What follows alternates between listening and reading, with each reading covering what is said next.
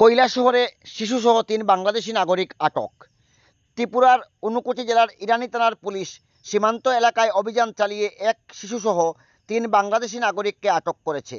গত ৯ জুন গভীর রাতে গোপন সংবাদের ভিত্তিতে গৌরনগর আরডি ব্লকের অন্তর্গত টিলাগাঁও গ্রাম পঞ্চায়েতের ১ নং ওয়ার্ড কালারকান্দি গ্রামের এক পরিত্যক্ত বাড়িতে অভিযান চালিয়ে তাদের আটক করা হয়। ধৃতদের মধ্যে রয়েছেন বাংলাদেশের রংপুর জেলার বাসিন্দা শাহিদ শেখ, তার স্ত্রী শিউলি বেগম এবং তাদের ৫ বছরের পুত্র সন্তান। পুলিশের জিজ্ঞাসাবাদে তারা স্বীকার করেছে তারা অবৈধভাবে ভারতে প্রবেশ করে দীর্ঘদিন ধরে গুজরাটে বসবাস করছিলেন। ১০ জুন কৈলাসহর আদালতে তোলার পর শাহিদ শেখকে ৩ দিনের পুলিশ রিমান্ডে পাঠানো হয়েছে এবং শিউলি বেগম ও শিশুকে বিচারক জেল হেফাজতে পাঠিয়েছেন। ২৩ জুন ফের আদালতে হাজিরার নির্দেশ দেওয়া হয়েছে। পুলিশ জানিয়েছে দালালের সহায়তায় বাংলাদেশে ফেরার চেষ্টা করছিল পরিবারটি, তবে পুলিশ ও টিএসআর বাহিনীর তৎপরতায় সেই পরিকল্পনা ভেস্তে যায়। সীমান্তে বাড়ছে বিএসএফের এবং পুলিশের নজরদারি।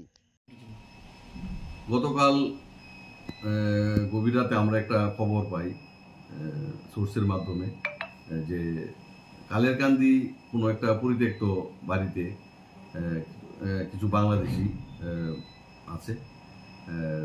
সঙ্গে সঙ্গে আমরা খবরের ভিত্তিতে কালেরকান্দি একটা আন্ডার কনস্ট্রাকশন একটা ছোট বিল্ডিং, এটার মধ্যে এখনো ছাদ হয়নি এবং কাজ শুরু হচ্ছে। এখানে তারা একজন পুরুষ একজন মেয়ে লোক সঙ্গে একটা ৪ বছর বাচ্চা বাংলাদেশি, এবং তারা জিজ্ঞাসাবাদে বলে তাদের বাড়ি বাংলাদেশ রংপুর। তারা গুজরাট থেকে এসে আজকে মানে গত রাত্রে গভীর রাতে বাংলা যাওয়ার কথা ছিল, কিন্তু আমরা খবর পেয়ে ওদেরকে অ্যারেস্ট করি এবং তাদের বিরুদ্ধে একটা মামলা নিই পাসপোর্ট অ্যাক্টে এবং ফরেনার অ্যাক্টে, এবং আজকে তাদেরকে যথারীতি কোর্টে আমরা প্রেরণ করি। তাদের নাম কি? একজনের নাম শহীদ শেখ, আর মেয়েলু তার বউ ওয়াইফ শিউলি বেগম, আর সঙ্গে ৪ বছরের একটা ছেলে।